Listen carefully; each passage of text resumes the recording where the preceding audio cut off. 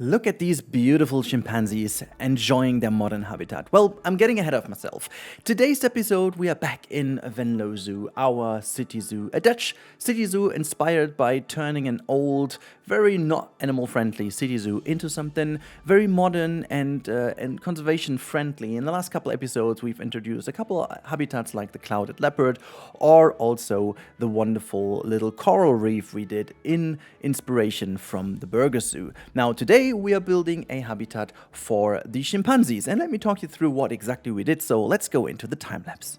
Welcome back to Venlo Zoo. Today we are turning this space between our coral reef and the two, or actually it's just the one big cat habitat. So on the left hand side you can see the good old tiger habitat, which is the Sumatran tiger. And we do have a couple of things to talk about today because, as always in our Dutch zoo, we talk about the history. So I envision that in the history of this wonderful area, we had some, old kind of cat cages over here, big cat cages, or maybe even like a little penguin habitat. You know that already the big area for the tiger used to be the polar bear habitat, which obviously was way too small, and the park is not allowed to hold polar bears anymore because apparently they cannot meet the requirements. Now we are building a couple of other things. So this old building over here, which could also have been a little bit of I envision also for the big cats. I could see there have been maybe a snow leopard in there. Typically they have kind of snow leopards or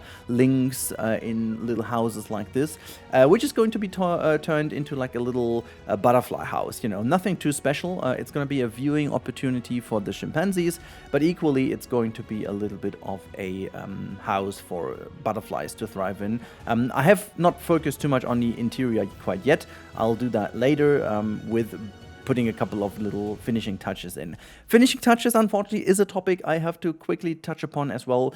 This park is causing me some real issues right now because the performance, even though it is still okay, has become a little bit of an issue simply because the coral reef and some other habitats, I have gone a little bit too much into detail, and specifically when you kind of use too many pieces in a single small area, then it's becoming a little bit of an issue, and I have that very weird issue of the game freezing to death, basically. Whenever I turn the camera too much to the coral reef and click something, it's not like you can walk there, it's not that big of an issue, but if I click something, well, I got the issue that the game will eventually freeze, and I can't do anything then. It's just the computer is going to be frozen, and I have to restart the computer. There's also no way of waiting for anything, it's just completely frozen. I don't think it's an issue particularly with Planet Zoo per se. I think it's more likely an issue with this park over here, and I tried already fixing it, but the problem is I can't get rid of the coral reef. It's just not working, because as soon as I click the coral reef, well, the freezing happens. So I may try this the other day by lowering the graphics completely and turning everything else on my computer off, hoping that I may fix this, but for the moment it doesn't work. So as I was talking about the cages, here you can see this building over here to the right hand side of our park used to be something for, as I said, maybe big cats, maybe some bears. These city zoos really didn't have that much space for their animals anyway, so it could be virtually anything in these cages. Could also be some big birds in there, but I want to envision that this was maybe bears or big cats. And I thought it's going to be a good idea to basically have, just like the chance to showcase how it used to be and turn it into something else, just as we always do in this project. And I started carving out then some areas because I wanted the chimpanzee area to be a little bit lower down, to not build insanely high, fences. Just kind of didn't want to go for these ridiculously high fences. I'm still using quite a lot of the buildings that Sylv provided me with. The English is broken at this point. Joking. Anyways, but yeah, Sylv provided me with a couple of buildings he has done for his Dutch city series, just like a town series.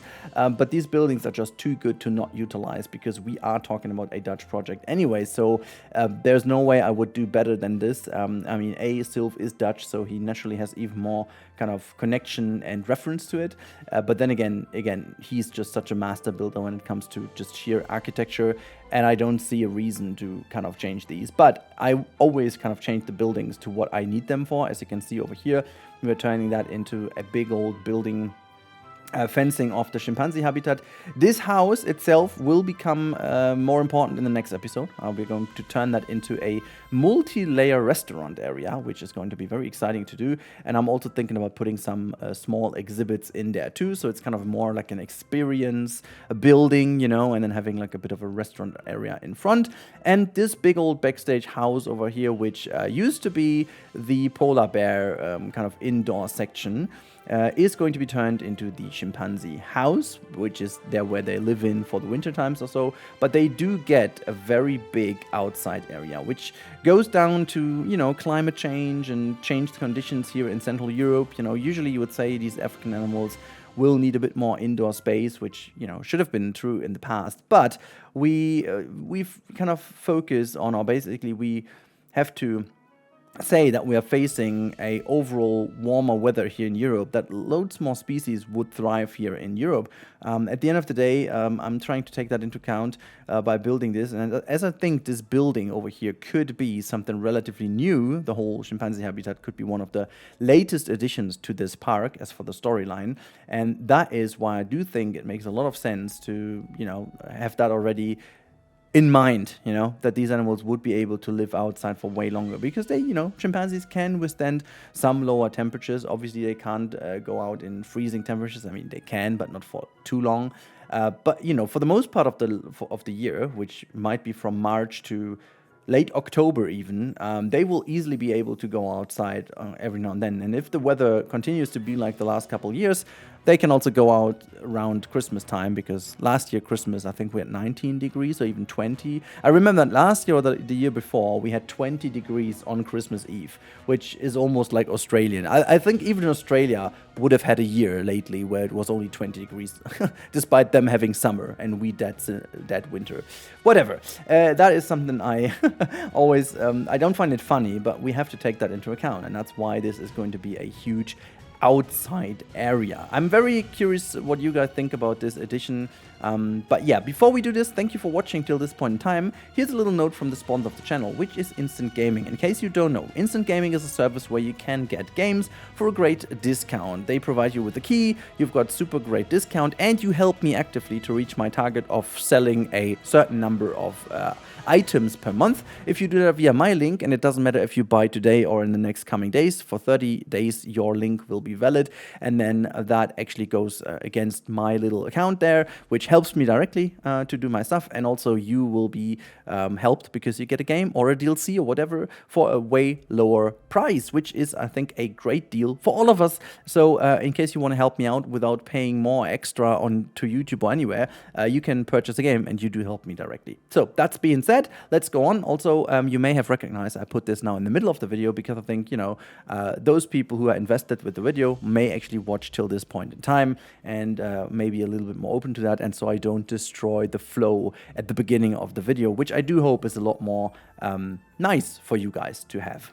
So yeah, this build was particularly fun because I wanted to fill in that gap between what is the new coral reef area, and we talked about that in the last episode, that the coral reef is in a spot where the parking lot used to be. So I envisioned this to be part of the, you know, a broader end of the park, what it has been in the past. So it has been enlarged a little bit by claiming some of the parking lots, which, to be honest, is a story you can very much tell in the Netherlands. You couldn't do that in Germany though. But in the Netherlands, the last couple decades, I would say, have seen a huge transition from car-focused to bike and public transport-focused. So you can claim back some parking lot areas because they are not as needed anymore, simply because the central cities have been freed from a lot of car traffic and then turned into some, you know, mobility hubs, whether it's been bus stops or kind of bike parkings or whatever. What we do have at the entrance of our park, which I still am a big fan of. So yeah, I kind of dig this still, that there is the chance to have a lot more public transport towards the zoo, and you don't need to care to have too much parking lot space. So I think it's a valid story to have them claim this area back. You'll see that in the real-time part later on, how much space we do have left. It's not that much, to be honest, but I also need to copy over some of the city parts to make it even more believable and put some trees in. But yeah, I was also testing some path options over here, and I must take this little moment in time. to thank you guys. So big thanks for all of you watching till this point in time. I know there are a lot of fans out there still of Planet Zoo. I know there's a huge dedication towards this game, and I am fully into that. I still want to play this game, and I want to keep on playing.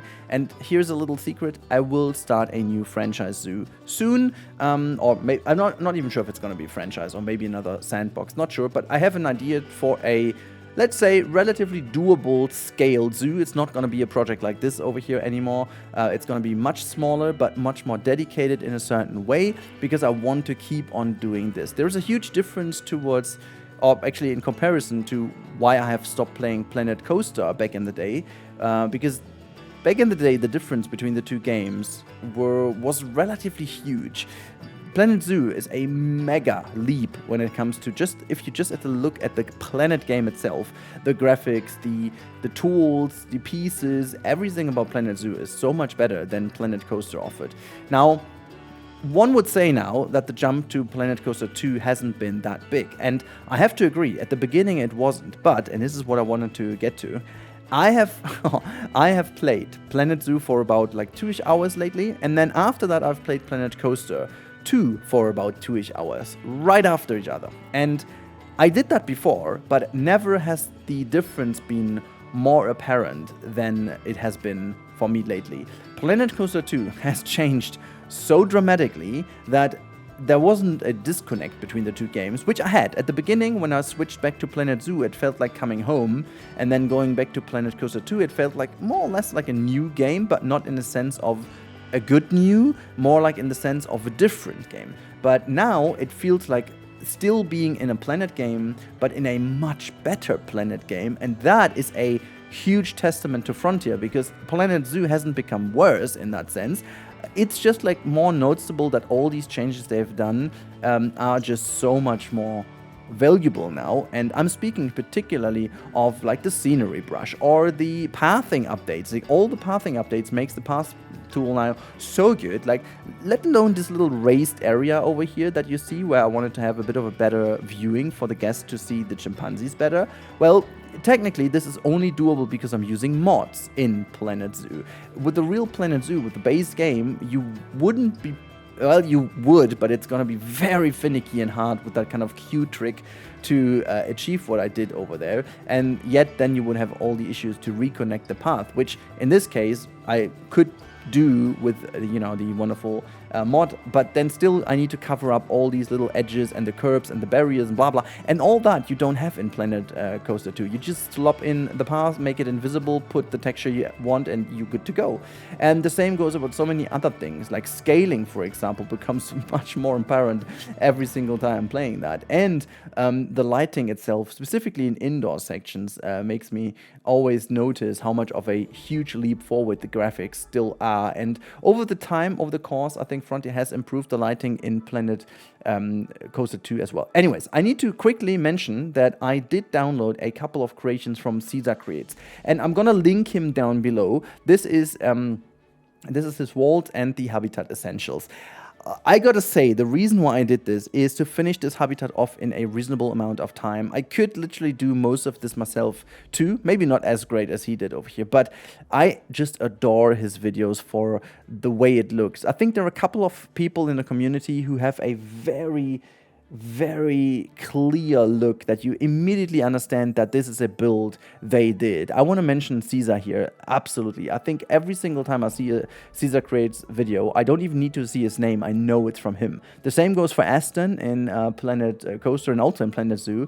Mineral Junction also has a very clear, distinct style of this, like, let's say, mediocre, rundown, American kind of style, and I'm not saying mediocre in terms of his building. It's just like that kind of mediocre building in terms of how it looks intentionally, if that makes sense.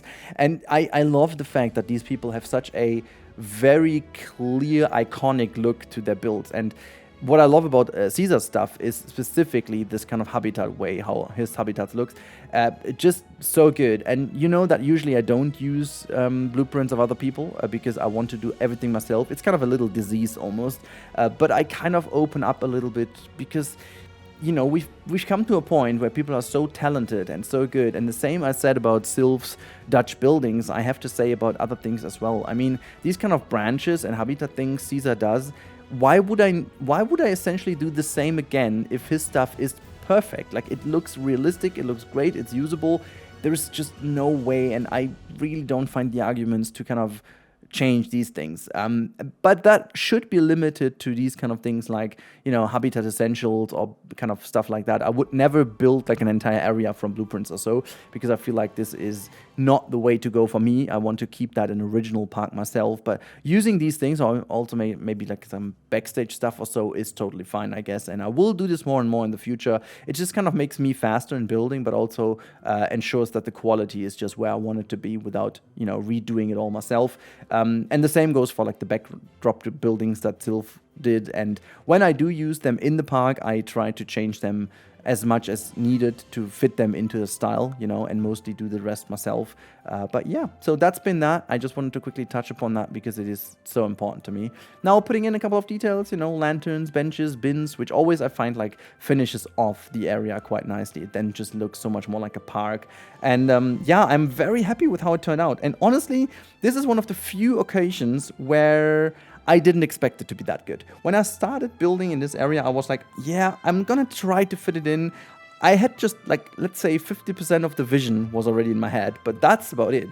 And so I went in and I tried to kind of, you know, make this work in a way that it kind of believably fits in that slot over here. But you'll see that in the real-time part in a couple of seconds. I think it turned out wonderfully.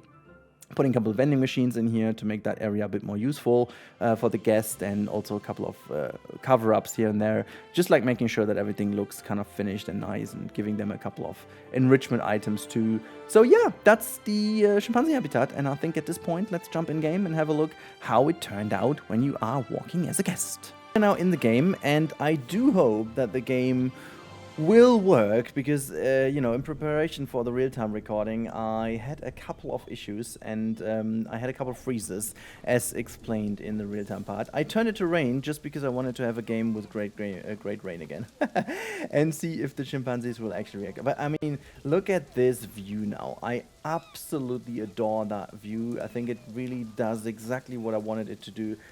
It just gives you that vibe of a very open area. It just gives, actually, funny enough, it gives the coral reef even more space to shine, despite the fact it's not visible anymore, but just there is that little bit of, you know, background, interesting background. It's almost like a little weenie, but then again in small, and you do see that, and it's aspiration, you want to go there, you see certain things. I think it's really, really cool. But first of all, let's go here to the right hand side. We do have a little bit of this weird area, as I said, the old kind of cages. And if you go in, we do have our little butterfly area, you know, some butterflies flying around in here. It's not like pretty, as I said, you can do a couple of things, but when we go over here, we do have a wonderful viewing area of our chimpanzees. Oh, I do see there's something I missed fixing, but yeah. So you get a bit of a nicer view of some chimpanzees if they do have the time to be around here, or you can even go through here and check this side out. You know, sometimes you do see them even on top there. I may actually change the weather real quick because they will all go inside now.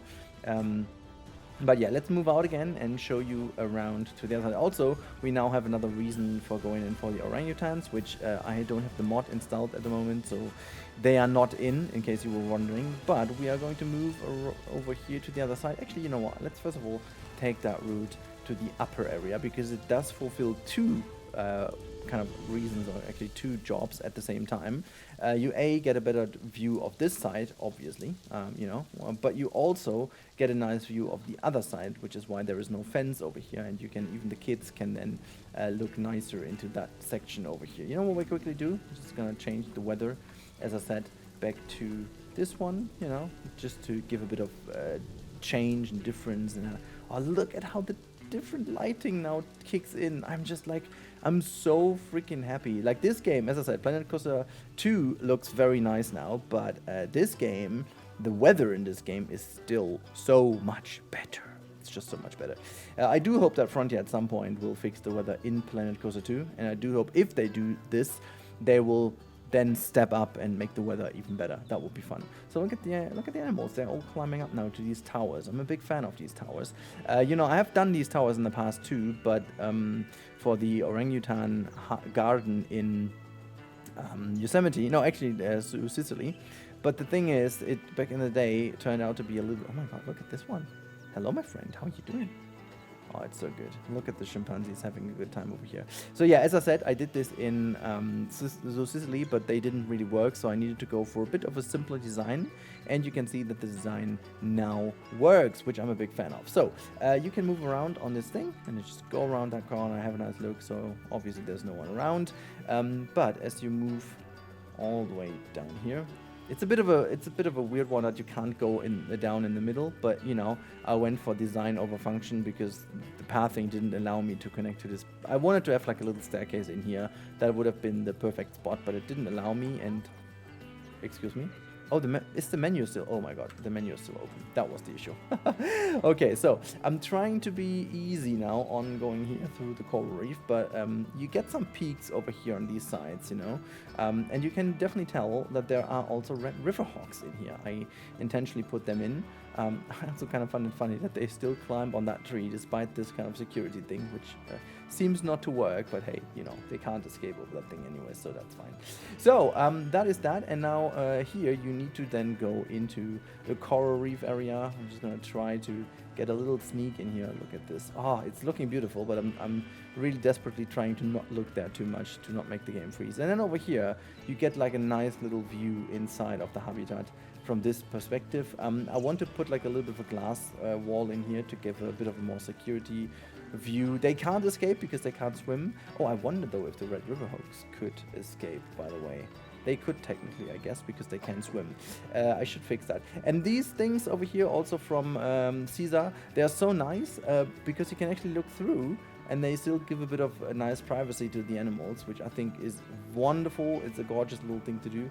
And so they have a wonderful habitat. And this being one of these old kind of big cat cages is turned into like a little bit of a foraging area for them indoors. You know, they may go here, but they may not, but that's just like a little idea I had.